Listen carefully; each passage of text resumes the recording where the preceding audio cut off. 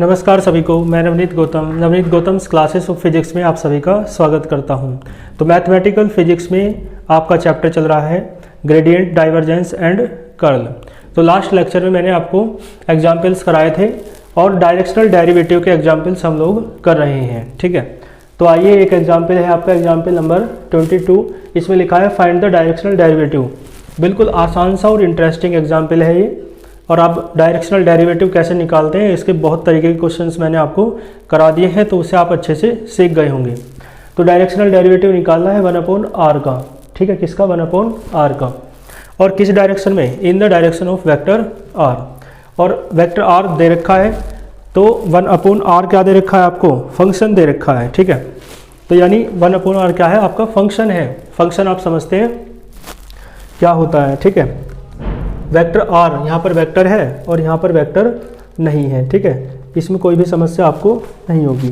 चलो, तो देखो एग्जाम्पल नंबर 22। फंक्शन दे रखा है कितना? 1/r। क्लियर है? और देखें, ध्यान देना, तो आपको डेल f निकालना पड़ेगा पहले डायरेक्शनल डेरिवेटिव के लिए ना। तो डेल f निकाल लो। तो डेल f क्या होता है? Del f over del x i cap, है ना। डेल की वैल्यू रखते हैं, f की मल्टीप्लाई कर देते हैं। Del f over del y j cap, del f over del z k cap. तो देखो डेल f कितना आ जाएगा? Del f over del x की वैल्यू रखो, मतलब वैल्यू नहीं, इसका डिफरेंशियल करो 1/r का। ठीक है भाई, f की जगह तो 1/r है ना। या चलो एक काम करो, आप इसे f को बाहर ही लिख लो। ठीक है, f को कहाँ लिख लिया? बाहर ही। अब देखो नेक्स्ट लाइन में क्या करो, f की वैल्यू रख दो। ठीक है, या f को बाहर मत लिखो। देखो f की वैल्यू यहीं रख लो, एक लाइन बढ़ेगी नहीं तो। क्लियर है भाई? डेल f, डेल की वैल्यू ये है और f की वैल्यू ये है। यहाँ तक बात समझ में आई? तो देखो इसका मतलब है 1/r का डिफरेंशियल करना है x के रेस्पेक्ट में पार्शियली। तो देखो x के रेस्पेक्ट में 1/r का करोगे तो माइनस का 1/r² हो जाएगा। ठीक है, और फिर r का करोगे तो del r over del x हो जाएगा। 1/r का देखो 1/x का माइनस 1/x² होता है डिफरेंशियल, इतना जान गए होंगे। और कैसे होता है? ऊपर ले जाके पावर, है ना। r की पावर -1 हो जाएगा, तो -1 शुरुआत में, -1 r की पावर -1 समझ गए?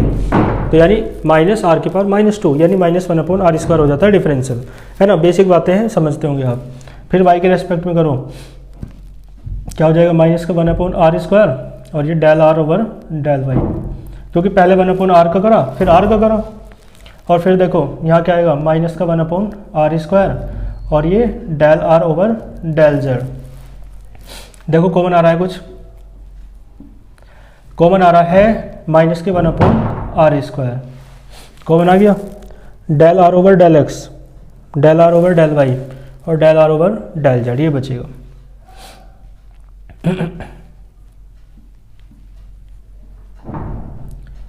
ठीक है, आई कैप है यहाँ पे, है ना। मैंने लिखे नहीं क्या? आई कैप, यहाँ जे कैप और यहाँ के कैप। तो i cap del r over del y, j cap del r over del z, k cap. ठीक है जी, यहाँ तक आपको कोई भी दिक्कत नहीं होगी। ठीक है, सही से दिख रहा है आपको? चलो, थोड़ा ब्लर हो जाता है कैमरा कभी कभी। देखो डेल f इतना निकल गया आपका। चलो, अब आप एक बार बताओ, del r over del x, del r over del y, यहाँ वेक्टर नहीं है, और del r over del z, जब तक इनके मान नहीं मिलेंगे तब तक आप आगे नहीं बढ़ सकते। ठीक है, तो एक काम करो, पहले इनके ही मान निकाल लो साइड में को। देखो आपको पता है वेक्टर r दे रखा है, तो वेक्टर r की हेल्प से आप r नहीं निकाल सकते मॉडुलस ऑफ वेक्टर r करके, है ना। यानी आप कर सकते हो √x² प्लस y² और प्लस z²। ठीक है, बहुत अच्छे जानते हैं, कई बार बता चुका हूँ। दोनों तरफ का वर्क करोगे तो ये हो जाएगा r² बराबर x² plus y² plus z²। अब देखो एक बात, क्या करना है आपको? इसकी हेल्प से del r over del x निकालना है। तो डिफरेंशियल कर दो पहले r का x के रेस्पेक्ट में। तो देखो दोनों तरफ डिफरेंशियल करना है, किसके रेस्पेक्ट में, पहले x के रेस्पेक्ट में, फिर y के रेस्पेक्ट में और फिर z के रेस्पेक्ट में। तो पहले x के रेस्पेक्ट में करोगे तो r का क्या हो जाएगा 2r, और फिर r का करोगे r स्क्वायर का कितना हो जाएगा 2r, फिर r का करोगे तो del r over del x square का 2x हो जाएगा, इन दोनों का 0 हो जाएगा, 2 से 2 कट जाएगा। तो देखियो यहाँ से del r over del x आपका कितना आया x अपॉन r, है ना। सिमिलरली कर दो इसी प्रकार, del r over del y कितना आ जाएगा y अपॉन r, ऐसा मैंने एक पहले भी करके बताया था, ठीक है। Del r over del z कितना हो जाएगा z अपॉन r, ठीक है। एग्जाम्पल नंबर 2 था शायद वो, है ना, ग्रेडियंट में, जिसमें बहुत सारे पार्ट थे, वहाँ पे करके बताया था ऐसे। तो देखो यहाँ पे वैल्यू रख दो अब। तो इसका मतलब क्वेश्चन में शुरुआत में पहले आप यही करना, फिर ये नोट करना, ठीक है। तो डेल f बराबर क्या आ जाएगा अब minus k 1 upon r square, इसकी वैल्यू रखो x upon r i cap plus y upon r j cap plus z upon r k cap.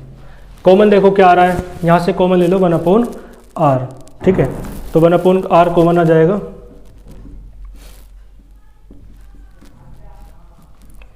क्या बचा अंदर x आई cap plus y j cap plus z k cap, और ये क्या है vector r।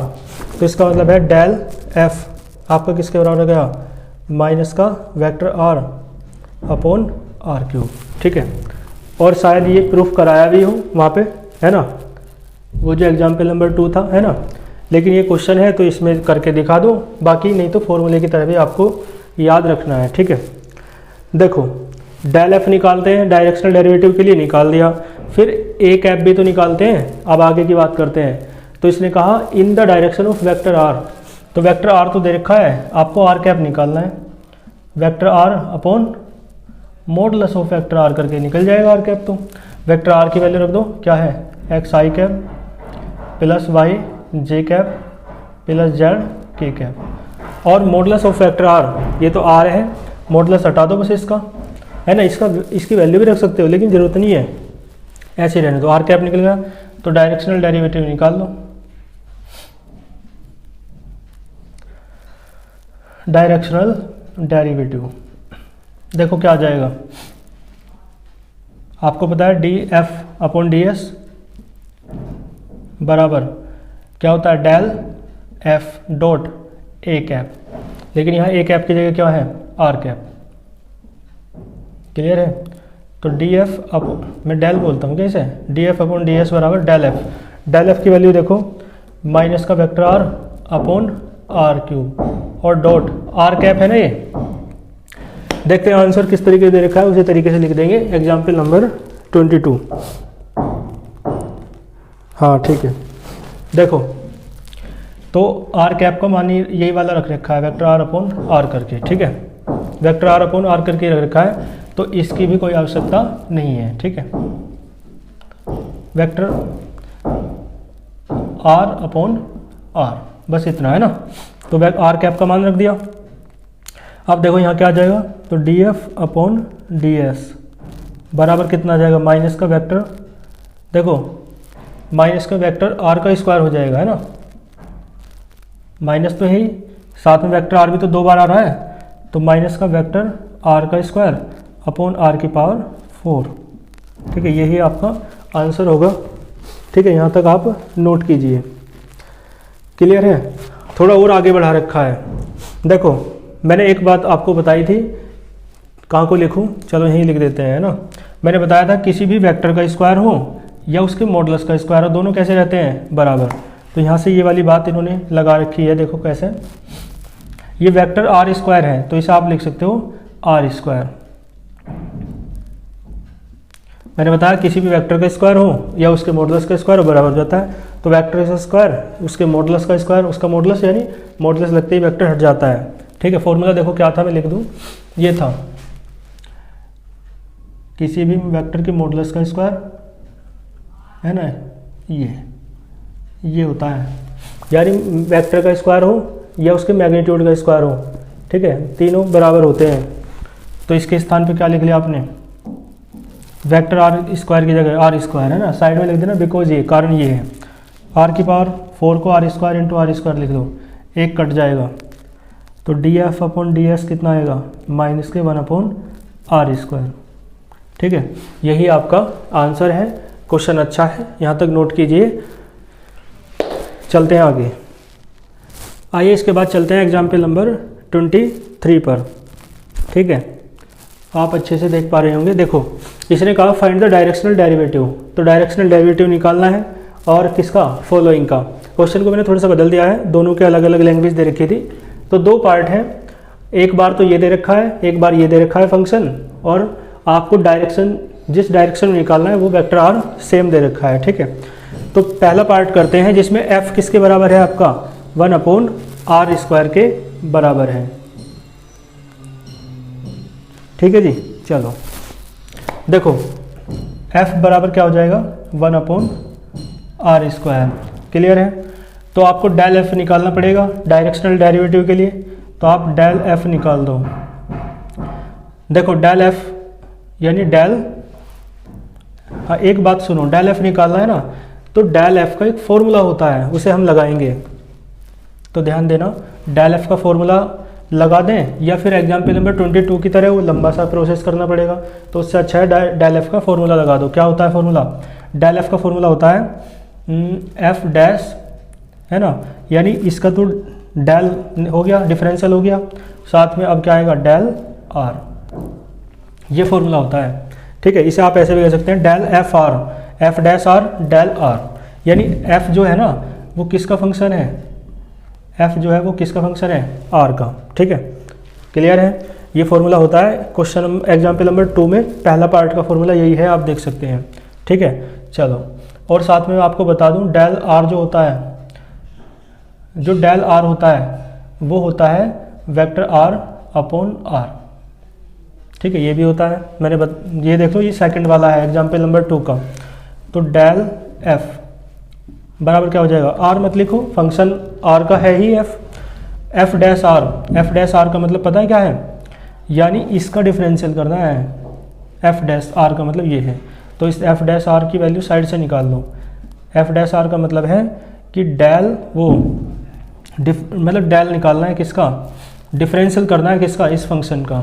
तो इस फंक्शन की वैल्यू क्या है, f डैश r का मतलब है df अपॉन dr, किसके रेस्पेक्ट में।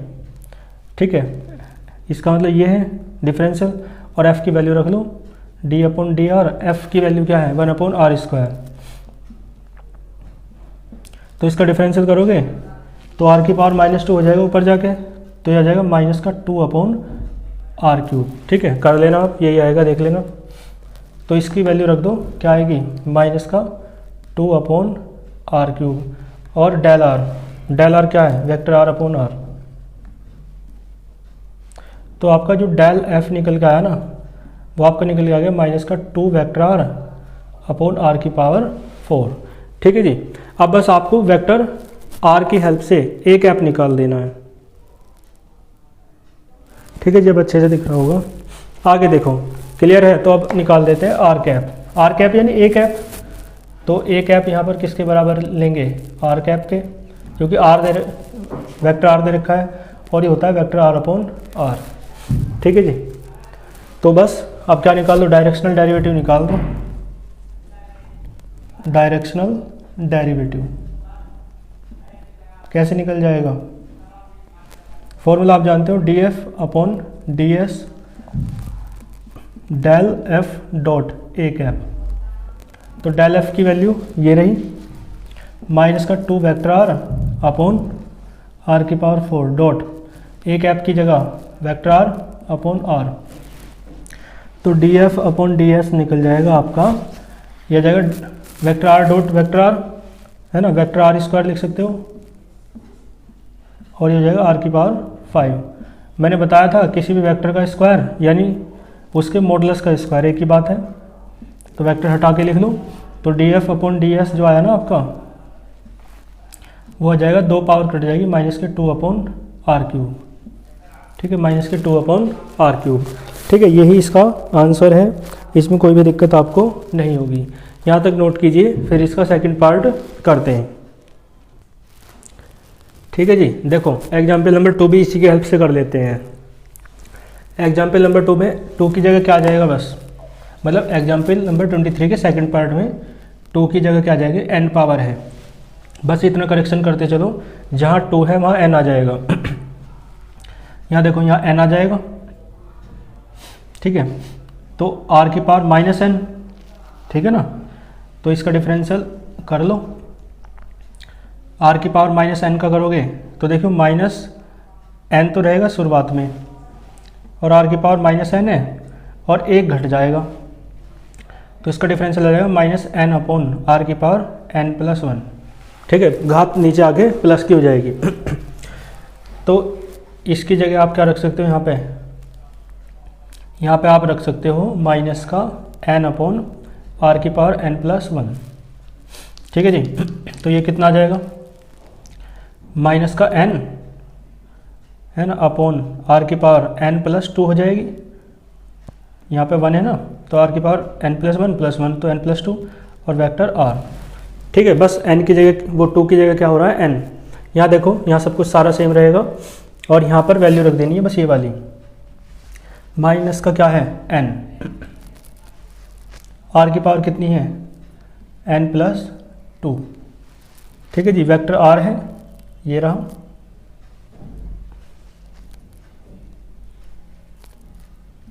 और डॉट में एक ऐप है, एक ऐप क्या है, वेक्टर r/r। क्लियर है जी। देखो इसके बाद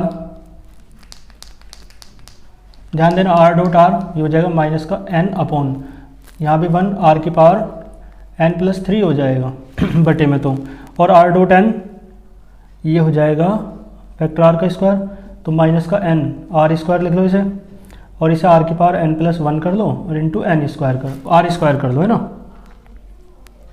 समझ गए। r की पावर n+3 को तोड़ लिया तो इससे कट जाएगा, और वेक्टर के स्क्वायर को मॉडुलस के स्क्वायर के बराबर लिखा जा सकता है, तो ये आ जाएगा आंसर माइनस का n/r की पावर n+1, ठीक है। तो ये क्वेश्चन था आपका सेकंड, क्वेश्चन नंबर 23 का सेकंड पार्ट था, ठीक है। इसे नोट कीजिए, बिल्कुल किसकी हेल्प से हो गया, मतलब किसकी तरह है, इसके ए पार्ट की तरह ही था, ठीक है। यहाँ तक आपको कोई भी समस्या नहीं होगी। आइए इसके बाद चलते हैं एग्जाम्पल नंबर 24 पर। देखो f बराबर दे रखा है इतना, तो उसने कहा ग्रेडियंट f निकालना है, ग्रेडियंट f यानी डेल f निकालना है, और किसमें, इन पोलर कोऑर्डिनेट्स। तो देखो इसका एक फॉर्मूला है ना, लिख लेना वहाँ पे एक फॉर्मूला अलग, जहाँ पे लिखते हैं आप, तो क्या फॉर्मूला है, ग्रेडियंट f है ना in polar coordinates, polar coordinates. देखो कोऑर्डिनेट्स तो निर्देशांक होते हैं, लेकिन ये कैसे निर्देशांक है, पोलर कोऑर्डिनेट्स, यानी r और थीटा की फॉर्म में है। जैसे कोऑर्डिनेट्स होते हैं निर्देशांक x y z के टर्म में होते हैं ना, x y के टर्म में होते हैं, तो इसी तरह जो पोलर कोऑर्डिनेट्स हैं वो क्या होते हैं, r थीटा की फॉर्म में होते हैं, ठीक है। थीटा एंगल है और r क्या है, पोजीशन वेक्टर। देखो तो इसका फॉर्मूला होता है ग्रेडियंट f जो होता है किसके लिए, पोलर कोऑर्डिनेट्स में, और ग्रेडियंट f है ये, लेकिन आप इसे ऐसे लिख सकते हैं, ठीक है, डेल f लिखते हैं, ठीक है। तो देखो इसका फॉर्मूला होता है, जैसे f का है तो del f over del r ER cap, clear है, और del f over r del theta E theta cap. ये फॉर्मूला है ग्रेडियंट f का पोलर फॉर्म में, ठीक है। पोलर फॉर्म कह दो या पोलर कोऑर्डिनेट्स कह दो, ठीक है, POLAR पोलर फॉर्म भी कह सकते हो। और यहाँ मैं आपको बता दूँ ER जो है, ER कैप ये यूनिट वेक्टर है, और E थीटा कैप ये भी यूनिट वेक्टर है, यूनिट वेक्टर, ठीक है। लेकिन यूनिट वेक्टर एलोंग रेडियस है, ये R आ रहा है ना, R फॉर रेडियस, तो ये रेडियस के एलोंग है और ये रेडियस के परपेंडिकुलर है, ठीक है। ये जो ई थीटा वाला है परपेंडिकुलर, तो ई थीटा कैप क्या है, unit vector perpendicular to radius vector. Radius vector कैसा है, परपेंडिकुलर, ठीक है। तो ये फॉर्मूला है, इसे आप लिख लेना। बाकी क्वेश्चन करते हैं, देखो यहाँ से सॉल्यूशन। देखो वेक्टर एफ दे रखा है आपको, डेल, चलो यही कर लो है ना, डायरेक्ट कर लो, ग्रेडियंट एफ, यानी आपको डेल एफ निकालना है। तो डेल एफ निकालना है तो ध्यान देना, इसका मतलब डेल एफ तो वो है ये वाला है ना तो इसका मतलब है फॉर्मूला ये वाला लगा लो। तो इसका मतलब एफ का डिफरेंशियल करना है, एफ का किसके रेस्पेक्ट में, पहले आर के रेस्पेक्ट में और थीटा के रेस्पेक्ट में, ठीक है। तो डायरेक्ट करूँ या पहले ये दोनों निकालूँ, डायरेक्ट कर लूँ, है ना, छोटी सी बात है। देखो तो देखो डेल एफ का फॉर्मूला है ये, तो del F over del R, यानी जो एफ है ये जो एफ दे रखा है इसका क्या करना है, डिफरेंशियल करना है partially with respect to R. तो देखो इसका डिफरेंशियल करो पार्शियली आर के रेस्पेक्ट में, तो क्या हो जाएगा, आर का तो 1 हो जाएगा कोस थीटा, और यहाँ आर है ही नहीं, 0 हो जाएगा कोस थीटा, और इंटू में क्या है ई आर कैप, इंटू में क्या है ई आर कैप, क्लियर है। प्लस आगे चलो 1/r है ये, 1/r ऐसे लिख लो, del F over del theta, यानी एफ का थीटा के रेस्पेक्ट में करना है, थीटा के रेस्पेक्ट में करो एफ का, तो कोस थीटा का माइनस साइन थीटा, आर ऐसे रहेगा, और थीटा के रेस्पेक्ट में करें तो टेन थीटा का सेक स्क्वायर थीटा होता है, पता है ना, टेन थीटा का क्या होता है सेक स्क्वायर थीटा, ठीक है। और इंटू में क्या है ई थीटा कैप, इस तरीके से, ठीक है।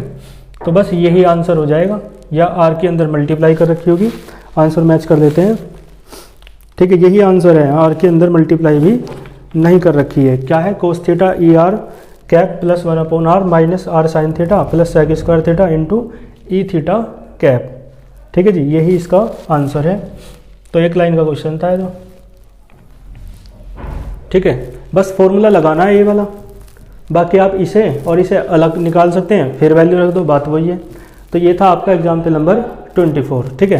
पोलर कोऑर्डिनेट्स के लिए ये फॉर्मूले आप, इस फॉर्मूले को आप याद रखेंगे, ठीक है, नोट कीजिए यहाँ तक।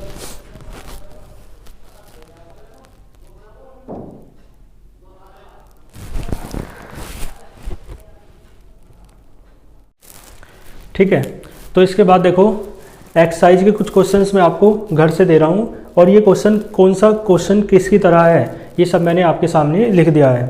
तो आपको लॉन्ग के करने हैं, क्वेश्चन नंबर 1, 2, 3, 4, 5, 6 और क्वेश्चन नंबर 14, और ये किस किस एग्जाम्पल की तरह है वो सब मैंने आपके इनके सामने लिख दिया है। इसी प्रकार शॉर्ट के ये क्वेश्चन आपको करने हैं 2 है ना, 5, 7, 8, और ये इन एग्जाम्पल की तरह है। इसी प्रकार वेरी शॉर्ट में, ठीक है।